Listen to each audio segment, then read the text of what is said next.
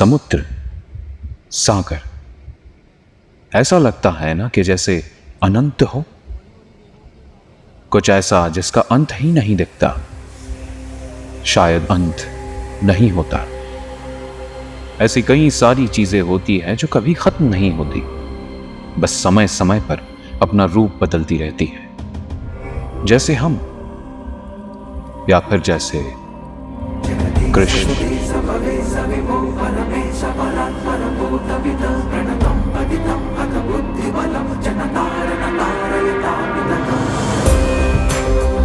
श्रीमद् भगवद गीता में भगवान कृष्ण अर्जुन को गीता उपदेश देते हुए ये कहते हैं कि पार्थ, तुम चिंतित हो क्योंकि तुम्हारे प्रहार से सामने खड़े ये व्यक्ति मृत्यु को प्राप्त हो जाएंगे।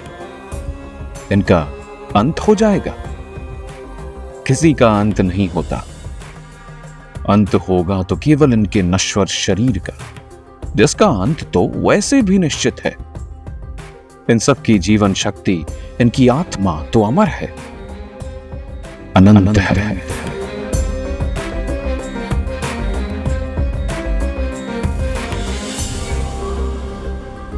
हाँ तो दोस्तों, आज आप सब कहानी तो सुनोगे, मगर उसके साथ साथ हम सब मिलकर एक उत्सव भी मनाएंगे। कौन सा उत्सव? अरे नंद घरानंद भयो, जय हो नंद लाल की। हे आनंदो मंग भयो, जय हो नंद लाल की। कोटि ब्रह्मांड के अधिपति लाल की। हे गैया चराने आए, जय हो प्रतिपाल की। भयो जय हो नंद लाल की। ब्रज में आनंद भयो, जय यशोदा लाल की। फिर ब्रज में आनंद भयो, जय यशोदा लाल की। हिंदू सनातन धर्म के अनुसार श्री कृष्ण का जन्म भाद्रपद महीने के कृष्ण पक्ष के रोहिणी नक्षत्र में अष्टमी तिथि को हुआ था। बचपन से लेकर आज तक हम लोग कन्हैया की इतनी कहानियां सुनते आए हैं कि क्या ही बताएं। पर आज जब हम उनके जन्म दिवस की बात कर रहे हैं, तो अगर किसी ब्रजवासी से आप ये बात पूछेंगे तो इस पूरी घटना को इतने खूबसूरत ढंग से आपको बताएगा कि भगवान का जन्म तिथि पास आते ही पूरी प्रकृति मानो इस तरीके से खुद को तैयार करने लगी जैसे कोई बहुत ही इंपॉर्टेंट मेहमान आने वाला है। रात्रि में ही सरोवर में कमल खिल उठे, क्योंकि खुद कमल नयन श्री ठाकुर आने वाले हैं। रात को ही पक्षी चहकने लगे, भंवरे गुनगुनाने लगे, कोयल कुहू कुहू करने लगी, मयूर नृत्य करने लगे पंख फैला करके, गैया रंभाने लगी, क्योंकि आज खुद गोपाल आने वाले हैं। साधु सज्जन ब्राह्मण, इस धरती पर उपस्थित प्रत्येक जीव मात्र का मन प्रसन्न होने लगा। मेघ गर्जना करने लगे, मानो आज भगवान के स्वागत में ढोल नगाड़े बजा रहे हैं। रिमझिम वर्षा होने लगी। शेषनाग तैयार हैं, क्योंकि आज भगवान के आगमन में उन्हें उनका स्वागत करना है। और भादों की अष्टमी को रात्रि को ठीक 12 बजे कंस के कारागार में भगवान श्री बाल कृष्ण लाल का प्राकट्य हो गया। बोलिए श्री बाल कृष्ण लाल की जय। जन्माष्टमी की आप सबको हम बाडीज की तरफ से एडवांस में बहुत बहुत शुभकामनाएं। तो फिर यार वही कहानी, फिर एक बार हम बाडीज आए हैं पूछने आपसे फिर से यार, अगर आप लोगों को मथुरा, वृंदावन, गोकुल, बरसाने, श्री कृष्ण के बारे में और जानना हो, आपके अंदर वो जो क्यूरियोसिटी है वो जग गई हो और आपका मन कर रहा हो कि यार थोड़ा और बताओ, थोड़ा और घुमाओ, तो यार इस बार कमेंट करो। जितने ज़्यादा कमेंट्स होंगे उससे यार हमें पता चलेगा कि आप लोगों को इस बार हमें लेकर कहाँ जाना है एग्जैक्ट। ठीक है, तो अभी रोक कर कमेंट करो, जाओ, मैं मजाक नहीं कर रहा। तो चलो हमारी इस कहानी को आगे बढ़ाते हैं। तो जैसा कि मैंने आपसे कहा कि उनका जन्म कंस कारागार में हुआ था, और इन्होंने अपने जो है कन्हैया ने यार बचपन से ही ना अपने भगवान होने का सबूत दुनिया भर को दे दिया है। नहीं मतलब कोई मौका नहीं छोड़ा भाई ने। अरे यार ऐसे कंफ्यूज मत हो कि मैंने भाई बोल दिया। यार ये भगवान ही ऐसे हैं, इनसे आदमी अपने मन की भावनाओं से और जो भी उसके मन में चल रहा है, जिस सिचुएशन में वो है, उस सिचुएशन के इर्द गिर्द उनसे रिश्ते बनाता है। किसी का दोस्त है तो वहीं किसी के भाई, किसी के प्रियतम हैं तो वहीं किसी के बेटे। ब्रिज में ब्रिजवासी और इनफैक्ट पूरी दुनिया इनको अनेक रिश्ते और अपने भक्तों की फीलिंग्स के हिसाब से चलते आ रहे हैं, और ये काफ़ी अच्छे भी हैं रिश्तों को निभाने में, अनलाइक अस ऑफ कोर्स। हाँ, तो खुद की माया को दर्शाते हुए इन्होंने खुद को कारागार से मुक्त कराया और आगे चलकर असुरराज कंस का वध किया। इसके बाद गीता का उपदेश दिया, जिसे आज तक लोग जीवन, व्यवसाय और सफलता पाने के उच्चतम गाइड के रूप में इस्तेमाल करते हैं।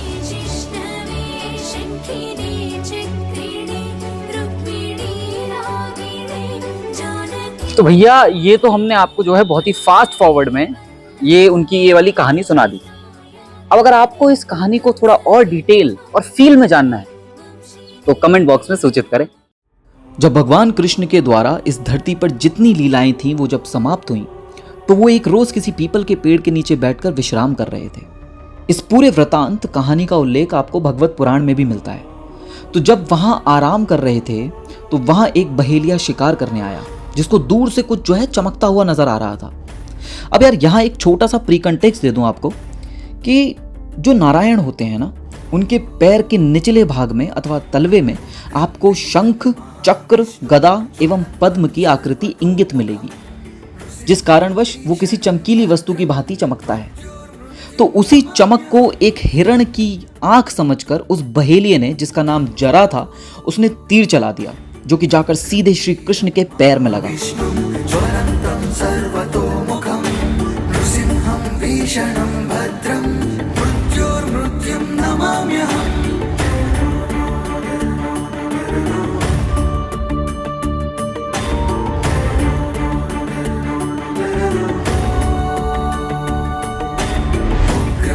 बहेलिया जब वहां पहुंचा तो कृष्ण को देखकर दंग रह गया।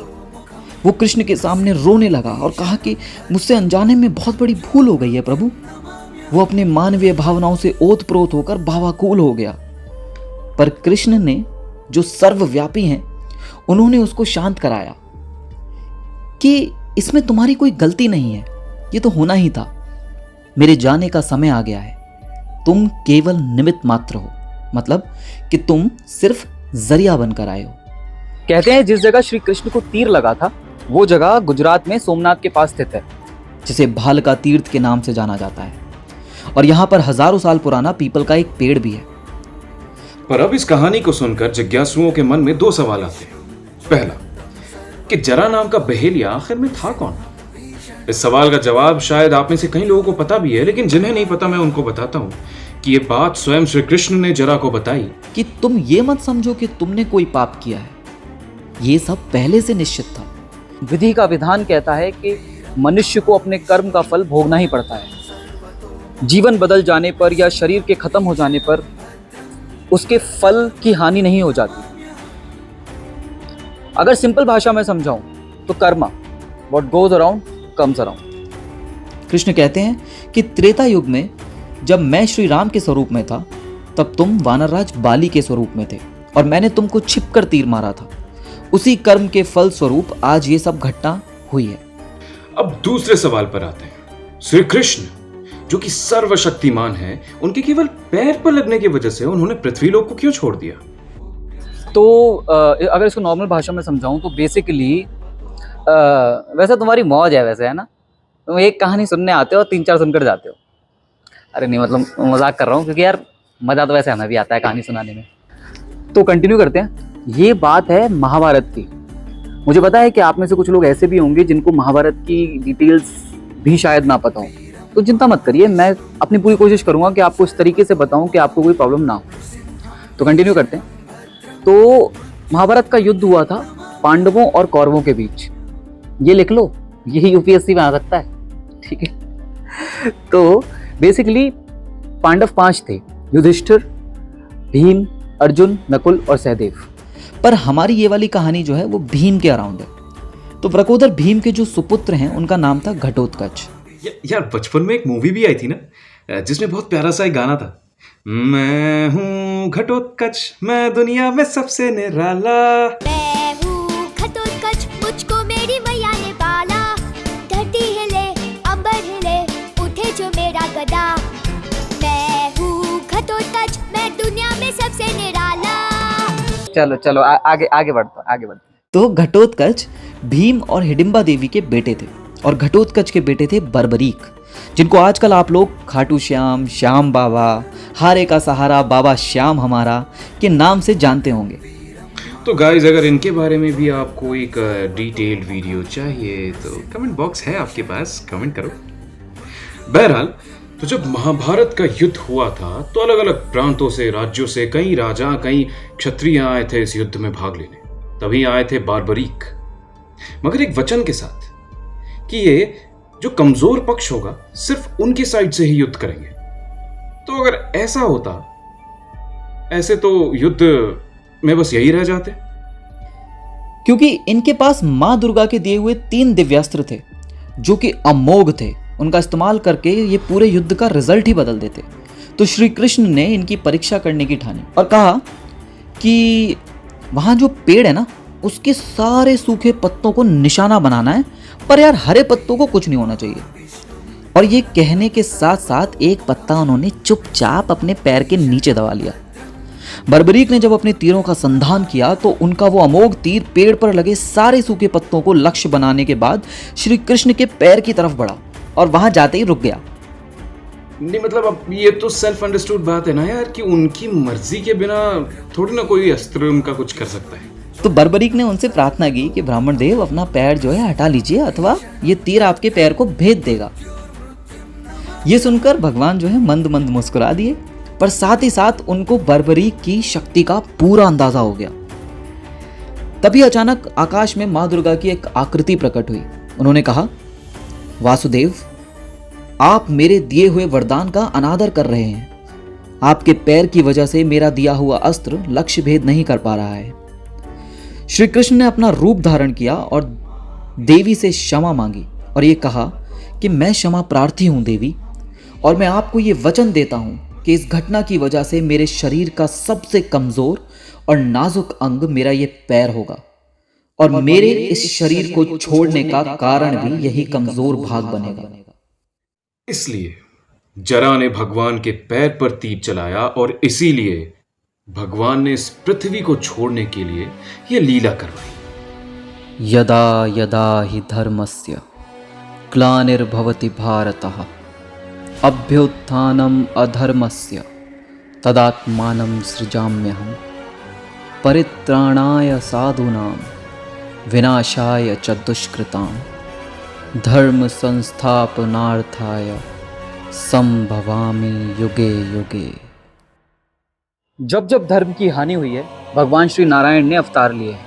त्रेता में राम, द्वापर में कृष्ण और उनके वराह अवतार की कहानी तो हमने आपको सुनाई ही थी, याद है ना?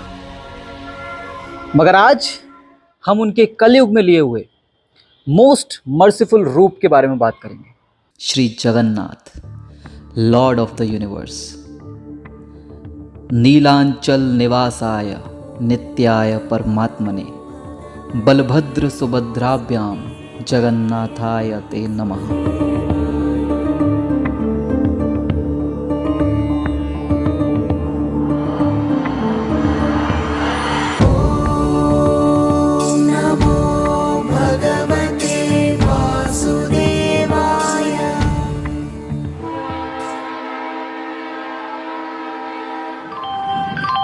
Your attention please. Train number 3333 is at platform number 3.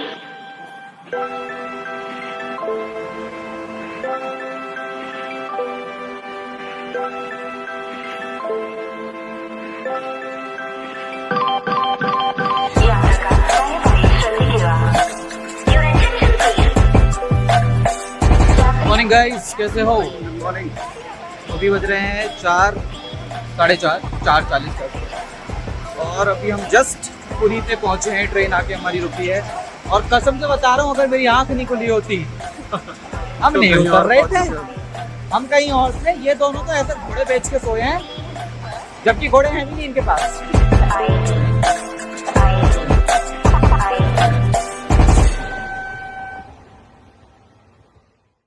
Hi, hello, आपका नाम क्या है? आप कभी आए नहीं? अरे चलो, इनको इंट्रोड्यूस कराएंगे अच्छे से। आप थोड़े शर्मीले हैं।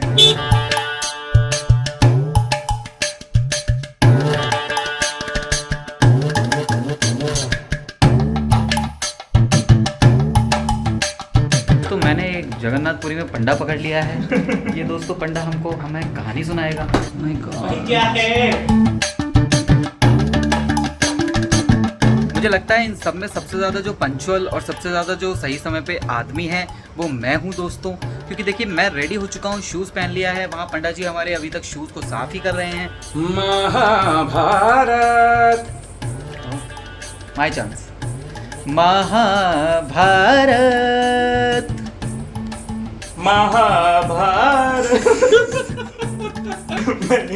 एक बार हो जाएगा। महाभारत। चलो भाई, हो गया खत्म, हम नहीं देख सकते। हेलो दोस्तों, What's up? कैसे हो? तो सीन ये है गाइस कि हम लोग, आप जैसा कि आपने देख लिया, हम लोग रेडी हो चुके हैं। वो भी कुर्ता टायर में, ज़्यादा नीचे दिखा नहीं सकते आपको अभी।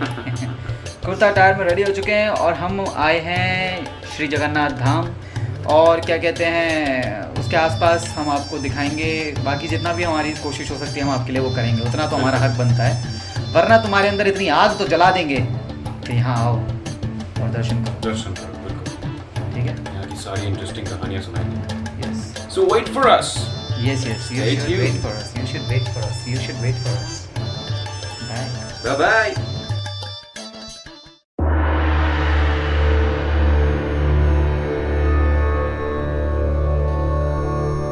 आइए आज हम आपको भगवान विष्णु के पूर्ण अवतार 16 कला युक्त भगवान जगन्नाथ के धाम पुरी में ले चलते हैं।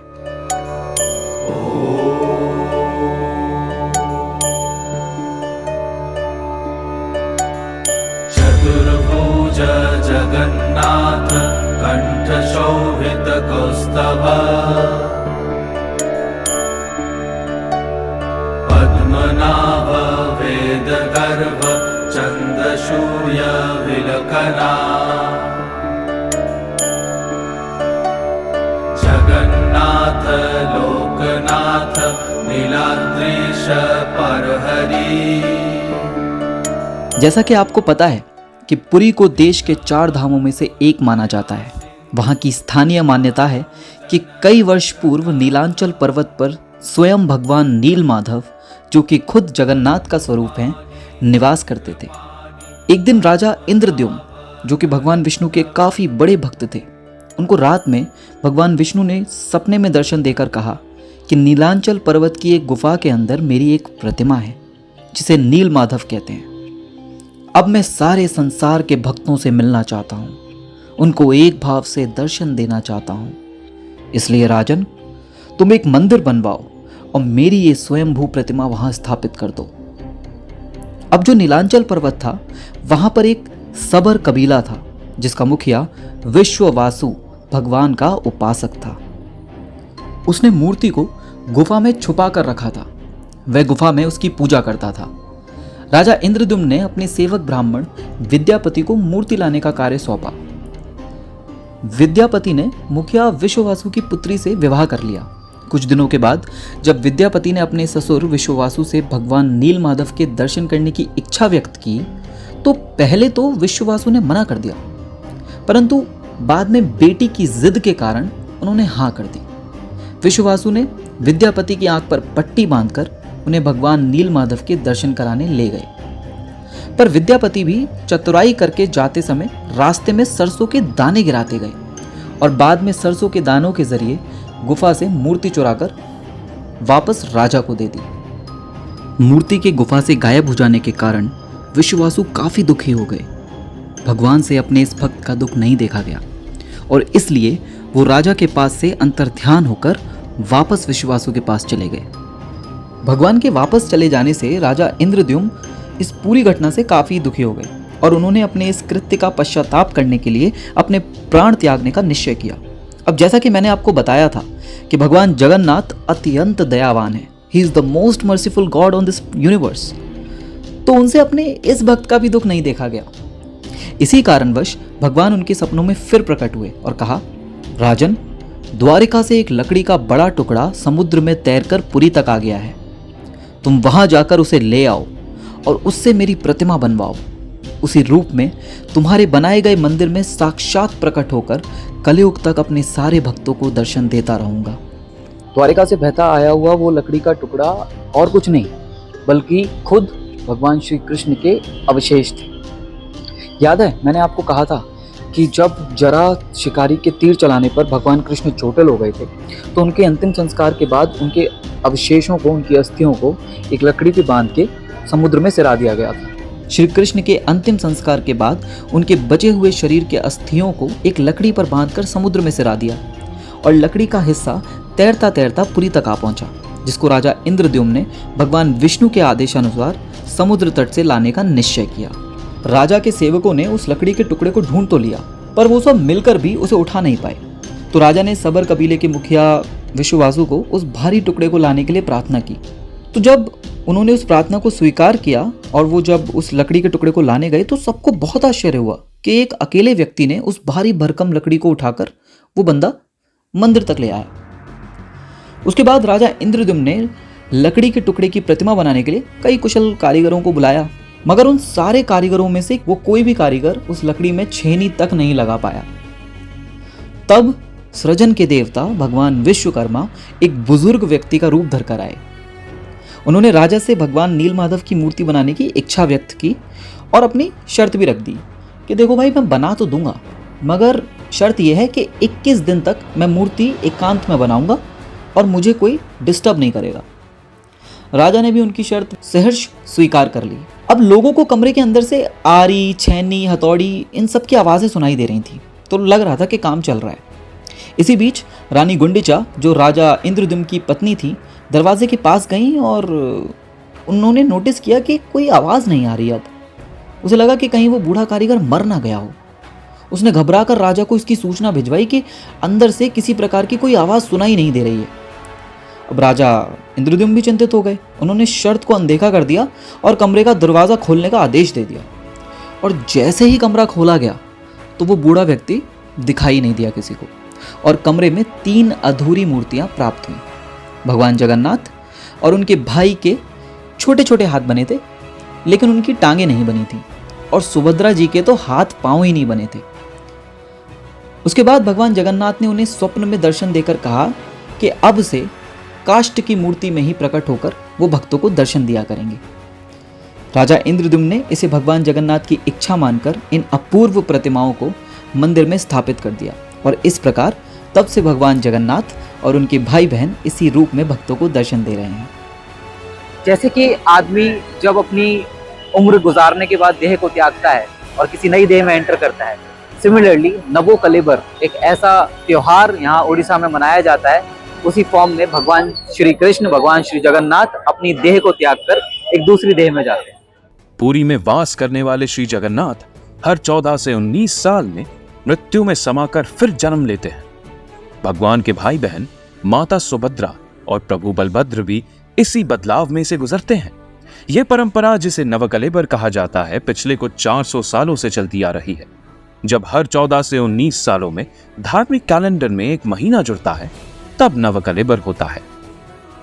लास्ट नवकलेबर साल 2015 में हुआ था।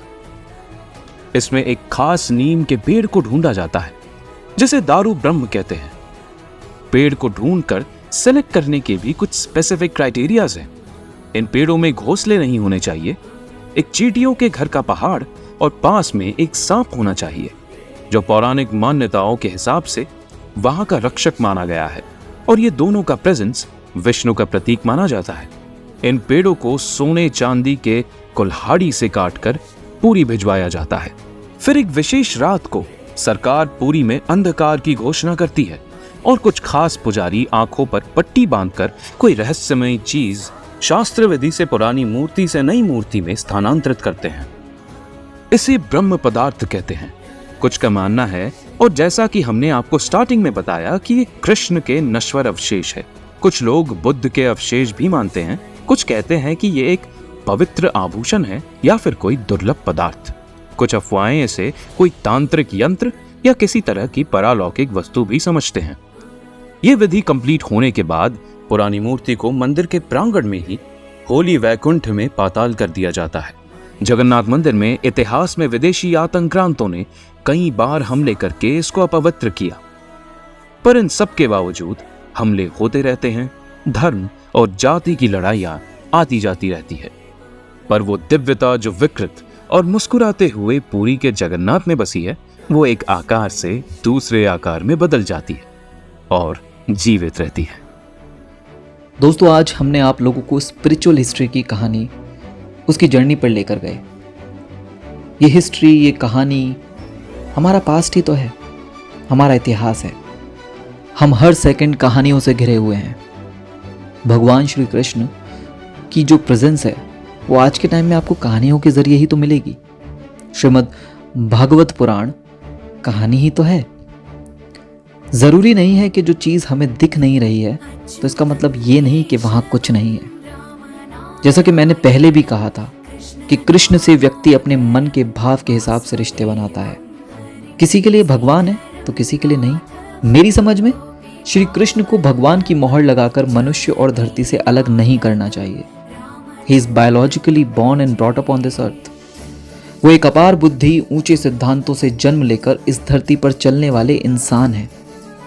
उन्होंने जो धर्म बताया था वो धर्म नहीं, हमारा जीवन है। गीता के द्वारा करोड़ों लोगों को राह दिखाई।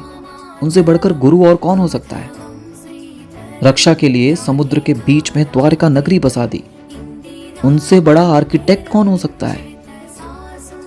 सिर्फ आंखों के जरिए मन की बात को समझ लेना, उनसे बड़ा साइकोलॉजिस्ट कौन हो सकता है। बांसुरी बजा के गाय और गोपियों को बांधने वाला, उनसे बड़ा म्यूजिशियन कौन हो सकता है। हमें यहाँ पर कष्ट ना हो इस बात का भी ध्यान रखने वाला, उनसे बड़ा राजा कौन हो सकता है। हवन यज्ञ से बारिश बरसाई, उनसे बढ़कर प्रकृति को समझने वाला क्लाइमेटोलॉजिस्ट कौन हो सकता है। अनकंट्रोलेबल आरपीएम पे घूमने वाले उस सुदर्शन चक्र को कंट्रोल किया, उनसे बढ़कर काइनेटिक इंजीनियर कौन हो सकता है। उनमें सब कुछ है, fighter, singer, teacher, warrior and what not.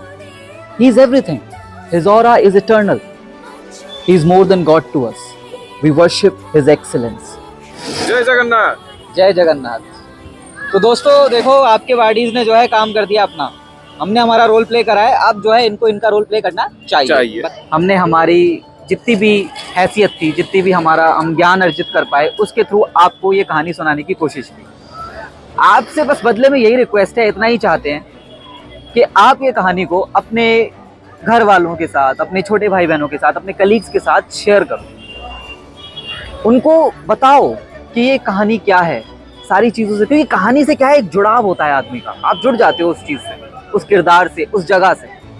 तो बस यही मैं आपसे रिक्वेस्ट करूंगा कि आप उस कहानी के बारे में जो आपने जाना है वो लोगों तक भी पहुंचाओ। और याद रखो, क्योंकि मैं और आप क्या कर सकते हैं? बस इतना ही तो कर सकते हैं। जय जगन्नाथ।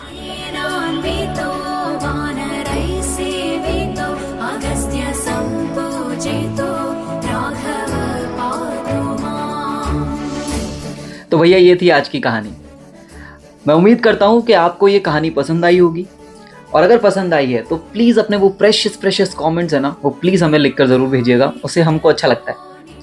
इस बार बस एक छोटी सी रिक्वेस्ट करने आया हूँ जाने से पहले। वो ये है कि देखो, तुमको पता है कि ये वीडियो बनाने में, स्पेशली जाने में और ये सब काम करने में बहुत मेहनत लगती है। तो इस बार आपको एक लक्ष्य दे के जा रहा हूँ।